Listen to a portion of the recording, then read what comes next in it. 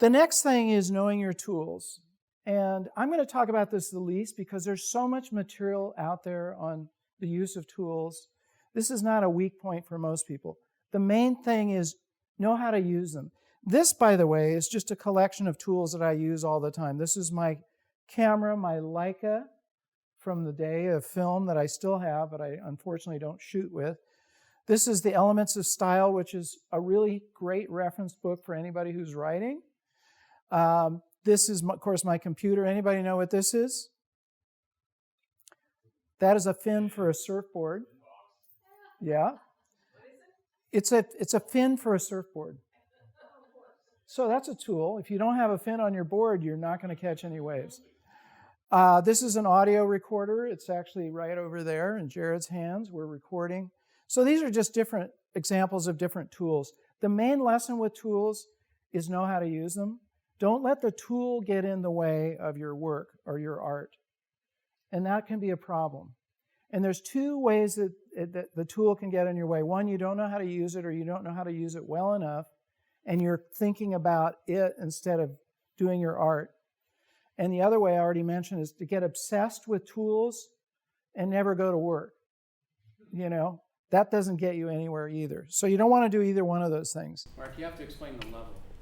I saw a little level there. What's that? Oh, it's just actually in the book, I talk about one thing you want to do when you're displaying art is make sure it's level. Have you ever walked into somebody's office or home and, you just want to run over and... So I actually say, have a level. Have a small level like that. You get at Ace Hardware and level your artwork. So, because it's sort of like looking like this, right? If it's out of whack, it just... And she was kind enough to tell me before we began that one of my sleeves wasn't rolled up or was rolled up. See? Same deal. Working your craft is basically you have the vision, you have your tools, now you got to go to work. It's that simple. Back to Jack London.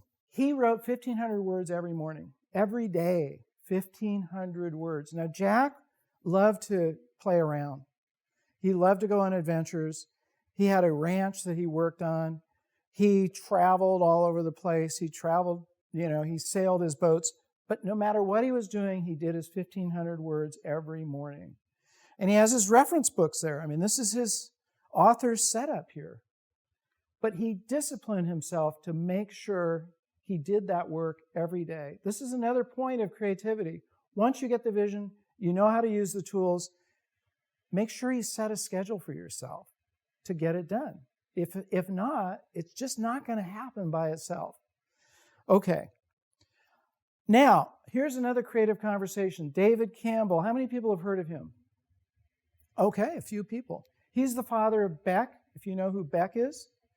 He has worked on either his own compositions or as a producer on 425 albums that have been gold or platinum, with a list of people that would just knock your eyes out. Michael Jackson, Paul McCartney, it just goes on and on. So he was another creative person I thought would be really interesting to talk to. So let's listen to what he says. He's talking about the sparks of creativity. Yes? Was he active in motion picture production, sound design as well, or just... I don't know the answer to that. Yeah, quite possibly. One of the most creative people I know, which is why I talked to him. And let's hear what he has to say. When you're looking for just the creative spark of something original or something that's fresh or just something that comes from you, uniquely, it's the idea that you have to keep the flow going in your outlook or your however you come up with things. And the things that could get in the way of that are self-criticism. There's nothing wrong with criticizing your own creations, but you have to do it at a certain time. Like when you're just trying to initially get the ideas, that's the wrong time to then go, oh, that's lame, or that doesn't work. It's, you just keep it flowing, and you keep, even if you kind of innately know, well, I can do better than that. You just keep going, but you keep something going. So, and then I find very soon after, usually right away, the best ideas come, or the best perception of a situation, or, because there's a sense of freedom there. It's not stop or stuck by stale ideas or old ideas, or what would so and so think, or any of that. That can't really be in there, because it's just naturally going to work against being creative. So when I just sit down to actually, create something in my work, like music, my main, initially, it's just start something. Doesn't have to even be good. I don't care. It's the action of doing it, getting the juices flowing. And then then you get yourself in it and you're excited. And then of course the good stuff's going to come, because that's you. And you're not putting attention on other people or what they might think. Now, does that resonate for anybody besides me? Because, how many of us get going on something and do exactly what he says, oh, that's lame, and then you quit? Ever done that? Ever seen somebody else do that? Well, it's never, like he said, it's never going to flow. You let it go. And this is pretty good advice for somebody who's got 425 gold and platinum albums. Not bad, right?